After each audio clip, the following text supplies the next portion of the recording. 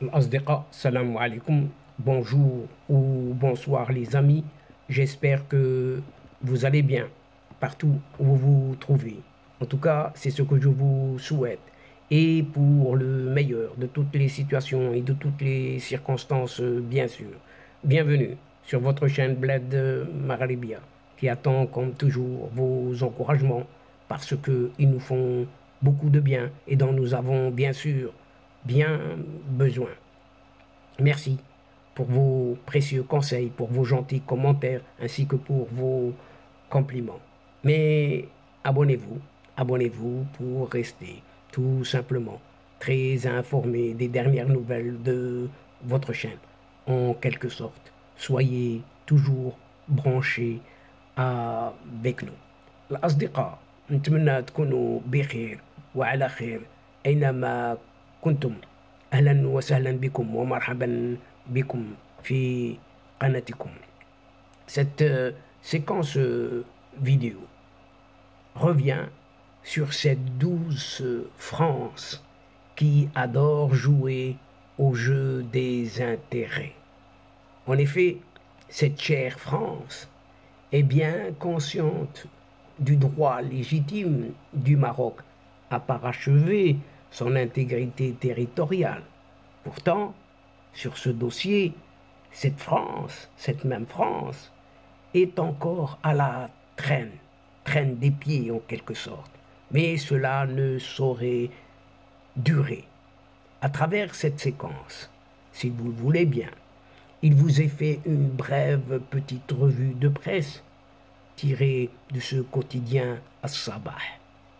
Pour la secrétaire générale du PSU, ce parti socialiste unifié au Maroc, la France est le pays le plus à même de comprendre une certaine légitimité et le droit, surtout, du Maroc à parachever son intégrité territoriale.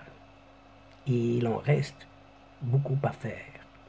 Et dans une interview accordée au quotidien Sabah, donc, dans son édition du week-end, ce week-end 23 et 24 septembre courant, une certaine Nabila Mounib affirme que ce pays, cette France donc, adore jouer au jeu des intérêts, rechignons à reconnaître au royaume marocain tout simplement son droit légitime. Pour la secrétaire générale du PSU, Parti socialiste unifié, également député parlementaire, les relations entre le Maroc et la France sont passées par plusieurs étapes qu'on peut résumer en deux temps. Une valse à deux temps. La France est ainsi passée d'un État colonisateur à un État paternaliste qui garde encore des intérêts au Maroc et veille à les préserver au point de considérer et reconsidérer le plus souvent le royaume du Maroc comme son précaré. Jusqu'à une date relativement récente, les deux pays, France, Maroc, se sont adaptés à cette situation quelque peu dite normalisée. Mais ce n'est plus le cas. Pour le royaume du Maroc, le Maroc d'hier n'est pas le Maroc d'aujourd'hui. Il y a eu une accumulation de différends. On ne se comprenait plus.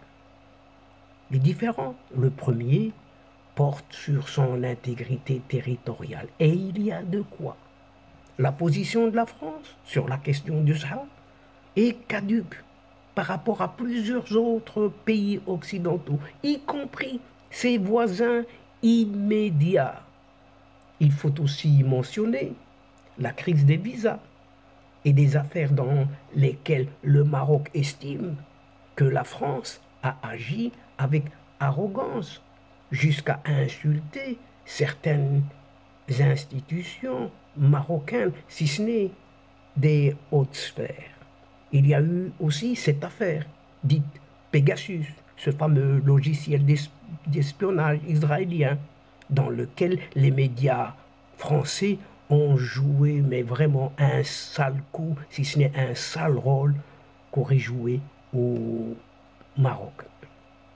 Tout comme d'ailleurs les coups portés par le Parlement européen aussi au Maroc, sur instigation de Paris, avec sa meute de chiens de garde, médias et parlementaires y compris.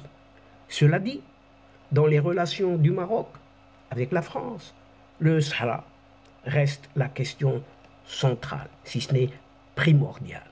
Au moment où le nombre des États qui se sont rangés du côté du Maroc ne cesse d'augmenter, le Maroc attend de la France un pas en avant. Ni plus, ni moins. Et au lieu de cela, cette même douce France continue de faire les yeux doux. À qui? Eh bien, à son Algérie, tant chérie, pour des raisons bien évidentes, vous l'avez bien compris, à leur tête, le gaz et le pétrole. Il faut reconnaître toutefois que la reconnaissance par les États-Unis de la marocanité du Sahara n'arrange plus la position de la France, qui a toujours joué sur les deux cordes, les deux tableaux, algérien et marocain. Partant de là, si la France poursuit, la secrétaire générale du PSU, Parti socialiste unifié, agit aujourd'hui selon ses propres intérêts. Rien que cela. Le royaume marocain est en droit de faire de même, réciproquement. Invité à commenter le message adressé par ce président français Emmanuel Macron aux Marocains, rappelez-vous, et aux Marocaines, bien Nabila Mounib affirme qu'Emmanuel Macron sera sans doute le dernier président français à prendre de haut les pays et les peuples africains dans leur entièreté. En effet, la France a désormais affaire à une nouvelle génération en Afrique, la génération de l'intelligence artificielle, des réseaux sociaux et de la révolution technologique, etc., etc. Hier, ce n'est pas aujourd'hui. Une génération qui n'a pas vécu ni connu la période de l'occupation ou encore du colonialisme. Une génération qui est capable de lire, de relire son histoire avec sérénité, tranquillité, et qui est rompue cette génération au langage des intérêts. Dans tous les pays d'Afrique, cette génération d'aujourd'hui n'admet plus d'être regardée de haut avec condescendance, car le paternalisme, désormais, c'est fini. C'est pour cela que ce président, Emmanuel Macron, a commis de nombreuses erreurs diplomatiques entre nous, erreurs diplomatiques fatales, des erreurs qui ont eu pour effet de déclencher une série de protestations dans plusieurs pays qui font partie des anciennes colonies de cette même France. Et selon la députée Nabila Mounib, le président français Emmanuel Macron est sans doute le premier à être interloqué, s'il est, voire sidéré par cette réaction des peuples africains à laquelle Emmanuel Macron ne s'attendait sans doute pas du tout.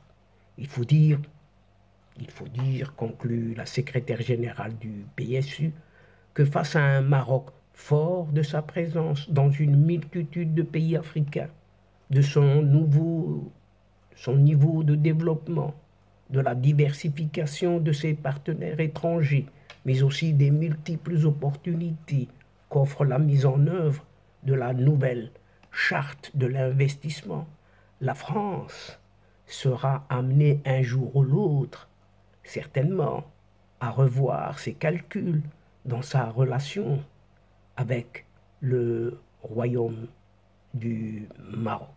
Et donc, chers amis, c'est là-dessus que se termine cette séquence. Et je vous dis à une prochaine fois, Inch'Allah, en vous retrouvant avec un immense plaisir. Mais n'oubliez pas de vous abonner et de faire abonner vos proches pour être informés des dernières nouvelles, bien entendu, de votre chaîne, tout en vous remerciant pour votre suivi, votre fidélité. Mais n'oubliez pas de partager, toujours partager autant que vous pouvez le faire et partout où vous êtes. La chaîne a besoin de vous. الأصدقاء نتمنى تكونوا بخير وعلى خير. والأصدقاء وصلنا إلى نهاية هذه الحلقة وقبل موعد آخر المرة القادمة إن شاء الله لا تنسوا الاشتراك لتصلكم الفيديوهات أخرى. ونشكركم كثير الشكر على مشاركتكم للمتابعة. خليتكم على خير. إلى اللقاء مرة أخرى إن شاء الله. Et l'instant est juste arrivé pour vous dire au revoir les amis et à la prochaine fois Inch'Allah. الأصدقاء السلام عليكم ورحمة الله وبركاته. مع السلامة.